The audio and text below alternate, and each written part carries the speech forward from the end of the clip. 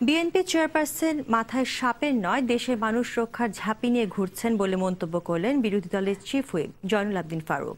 বৃহস্পতিবার খালেদা জিয়াকে উদ্দেশ্য করে প্রধানমন্ত্রীর দেয়া বক্তব্যের প্রতিবাদ জানিয়ে কথা বলেন তিনি। একই সঙ্গে খবরের কাগজের বরাত দিয়ে স্বরাষ্ট্রমন্ত্রী মহিউদ্দিন খান আলমগীরকে আবারও রাজাকার বললেন তিনি।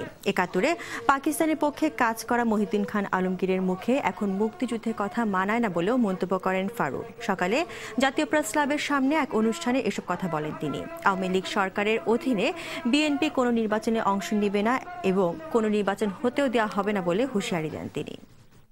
আমরা আপনাকে একজন রাজনৈতিক সাপের ঝুপি আমাদের নেত্রীর মাথায় না, আমাদের নেত্রীর মাথায় ১৬ কোটি মানুষের নির্বাসিত গণতন্ত্রকে পুনরুদ্ধারের ঝুপি বেগম খালেদা জিয়ার মাথায়।